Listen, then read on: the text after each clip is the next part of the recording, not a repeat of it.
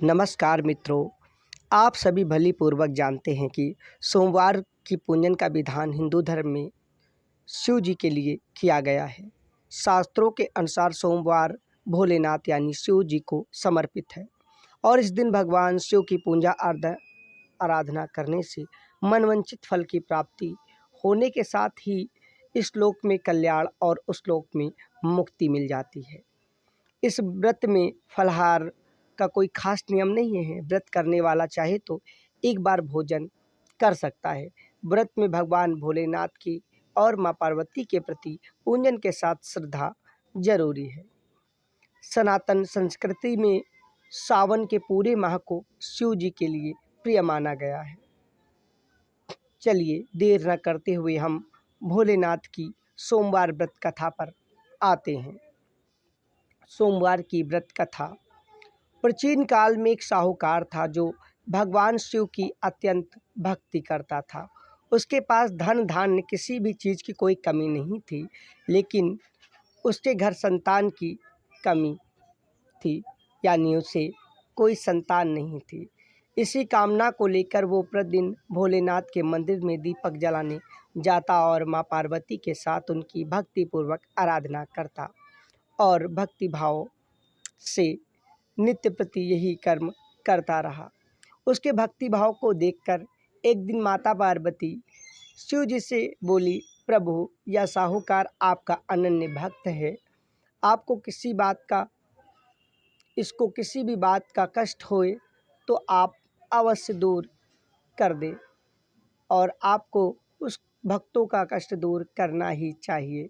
इस पर भगवान भोलेनाथ बोले, हे पार्वती, साहूकार के पास पुत्र नहीं है, यह इसी कारण बहुत दुखी है। जवाब में माँ पार्वती ने कहा, हे ईश्वर, हे भोले, कृपया करके पुत्र का वरदान दे दीजिए। इस पर भोलेनाथ ने माँ पार्वती से कहा, साहूकार के भाग्य में पुत्र का योग ही नहीं है। ऐसे में अगर इसे पुत्र प्राप्ति का वरदान मिल भी गया तो वह केवल 12 वर्ष की अल्प आयु तक ही जीवित रहेगा। इस पर माँ पार्वती ने विनती करते हुए कहा, प्रभु आप साहूकार को पुत्र होने का वरदान तो दे दीजिए, अन्यथा भक्तों के प्रति आपकी जो कामना है और भक्तों की सेवा, वो उससे मुखर होकर आपकी सेवा और पूजन क्यों करेंगे। माता के बार बार कहने और समझाने से भोलेनाथ ने साहूकार को पुत्र प्राप्ति का वरदान दिया, लेकिन यह भी केवल 12 वर्ष तक जीवित रहने का विधान बताया। जब उसके भाग्य में पुत्र का सुख नहीं था, तब भी भोलेनाथ ने अपनी कृपा से 12 वर्ष के लिए अपने गण को उनके घर में पुत्र के रूप में भेज दिया। साहूकार यह सारी बात सुनकर ना तो खुश हुआ और ना ही दुखी हुआ। खुश इसलिए नहीं हुआ कि पुत्र 12 वर्ष तक जीवित रहेगा, और दुखी इसलिए भी नहीं हुआ कि निसंतान होने से अच्छा है 12 वर्ष तक तो पुत्र मिलेगा। वह पहले की तरह भोलेनाथ की नित्य प्रति पूजन अर्चन करता रहा। दूसरी तरफ उसकी पत्नी गर्भवती हुई। 9वें महीने उसे सुंदर पुत्र की प्राप्ति हुई। परिवार में खूब हर्षोल्लास के साथ पुत्र का जन्मदिन मनाया गया, लेकिन साहूकार पहले ही की तरह बालक की 12 वर्ष की आयु का जिक्र किसी से नहीं कहा, क्योंकि वो अपनी पतियों की खुशी के बीच में विघ्न नहीं डालना चाहता था। जब बालक की आयु 11 वर्ष हो गई तो एक दिन साहूकार की सेठानी यानी पत्नी ने बालक के विवाह के लिए कहा, तो साहूकार ने कहा कि वह अभी बालक को पढ़ने के लिए काशी भेजेंगे। इसके बाद उसने बालक के मामा जी को बुलाकर कहा, साले इसे काशी पढ़ने के लिए ले जाओ और रास्ते में जिस भी स्थान पर रुकना, यज्ञ और ब्राह्मणों को भोजन कराते हुए, दान पुण्य और सत्य कर्म करते हुए आगे बढ़ना। काशी जाते समय बालक व उसके मामा जिस भी स्थान पर रुकते वहाँ यज्ञ, ब्राह्मणों को दान और निर्धनों को उचित संस्कार के साथ धर्माज्ञ दान देते हुए आगे बढ़ने लगे।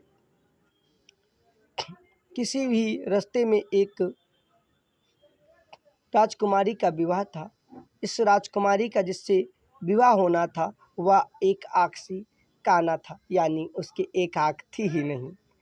यहाँ पर पासा पलटता है। और राजकुमारी के पिता ने जब अति सुंदर साहूकार के बेटे को देखा तो उनके मन में आया क्यों ना इसे ही घोड़ी पर बिठाकर शादी के सारे कार्य संपन्न करा लिए जाएं। तो उन्होंने बालक के मामा से बात की और कहा इसके बदले में वह अथाह धन दे देंगे। बालक के मामा भी लालच के चलते राजी हो गए। इसके बाद साहूकार का बेटा विवाह की घोड़ी यानी विवाह की सेज पर बैठा। जब विवाह कार्य संपन्न हो गए तो जाने से पहले साहूकार के बेटे ने राजकुमारी की चुंदरी के पल्लू में लिखा कि तेरा विवाह तो मेरे साथ हुआ है, लेकिन जिस राजकुमार के साथ तुझे भेजेंगे वह एक आँख से काना है। इसके बाद वह अपने मामा के साथ काशी के लिए ज्ञान अर्चन हेतु चल दिया। उधर जब राजकुमारी ने अपनी चुनरी पर यह लिखा हुआ पाया तो उसने राजकुमार के साथ जाने से मना कर दिया। चेक किया तो वह एक आँख से काना निकला। तो राजा ने भी अपनी पुत्री को बारात के साथ विदा नहीं किया और बारात वापस लौट गई। उधर मामा और भांजे ज्ञान अर्जित करते हुए यज्ञ धर्म कर्म करते करते काशी पहुंच गए। एक दिन जब मामा ने यज्ञ रखा और भांजा बहुत देर तक बाहर नहीं आया तो मामा ने अंदर जाकर देखा तो भांजे के प्राण निकल चुके थे। उस समय बालक की उम्र के 12 वर्ष बीत गए। वह बहुत परेशान हुआ, लेकिन सोचा कि अभी रोना पिटना मचाया तो ब्राह्मण चले जाएंगे, यज्ञ अधूरा रह जाएगा। अधूरा यज्ञ अच्छा नहीं होता। जब यज्ञ कार्य संपन्न हो गया तो मामा ने रोना पीटना शुरू कर दिया। उसी समय शिव पार्वती उधर से जा रहे थे तो माता पार्वती ने शिव जी से पूछा, हे प्रभु, कौन दुखिया रो रहा है? तभी उन्हें पता चला कि भोलेनाथ के आशीर्वाद से जन्मे साहूकार के पुत्र की मृत्यु हो गई है। अब माँ पार्वती ने भगवान शिव से कहा कि हे स्वामी, इसे जीवित कर दें, अन्यथा रोते रोते इसके परिजनों के प्राण ही निकल जाएंगे। इस पर भोलेनाथ ने कहा, हे पार्वती, इसकी आयु इतनी ही थी, सो वह भोग चुका है। लेकिन पार्वती माँ के बार बार आग्रह करने पर भोलेनाथ का दिल पिघल गया। उन्होंने उसे जीवित कर दिया और लड़का ओम नमः शिवाय का जाप करते हुए उठा और मामा भांजे दोनों ने ईश्वर का धन्यवाद कर अपनी नगरी की ओर लौटे। रास्ते में फिर वही नगर पड़ा जहाँ लड़के की राजकुमारी के साथ घोड़ी पर बिठाकर शादी हुई थी। शादी के सारे कार्य संपन्न हो गए थे। यहाँ की राजकुमारी ने पहचान लिया। तब राजा ने राजकुमारी को साहूकार के बेटे के साथ बहुत सारे धन धान्य के साथ विदा कर दिया। उधर साहूकार और उसकी पत्नी छत पर बैठे थे। साहूकार जान चुका था कि 12 वर्ष बीत चुके हैं, भोलेनाथ की बात गलत हो नहीं सकती। उन्होंने प्रण रखा था कि उनका पुत्र सकुशल न लौटा तो वह छत से कूदकर अपनी प्राण दे देंगे। तभी लड़के के मामा ने आकर साहूकार के बेटे और बहू के आने का समाचार सुनाया तो वो पति पत्नी आश्चर्य में पड़ गए, लेकिन वे नहीं माने। तो मामा ने शपथ पूर्वक प्रतिज्ञा करते हुए कहा कहीं तो उन्हें विश्वास हुआ। दोनों ने साथ में जाकर अपने बहू बेटे का स्वागत किया। उसी रात राज साहूकार ने शिव जी के स्वप्न में दर्शन पाए और कहा कि तुम्हारे पूजन से मैं प्रसन्न हुआ। इसी प्रकार जो व्यक्ति इस कथा को पढ़ेगा या सुनेगा उसके समस्त दुख दूर हो जाएंगे और मनवांछित सभी कामनाएं की पूर्ति भी हो जाएगी। वैसे भगवान भोले को भोलेनाथ के नाम से भी जाना जाता है। शिव की लीलाएं अनंत हैं। किसी भी दशा में भगवान शिव की पूजा अर्चना करने से हर मनवांछित फल की प्राप्ति होती है। कोई भी ऐसा फल नहीं है जो भगवान भोलेनाथ प्रदान न कर सके। भगवान के भक्तों को विधिवत पूजा अर्चना के साथ व्रत रखना चाहिए। साथ में इस कहानी को हो सके तो पढ़ना या फिर सुनना चाहिए।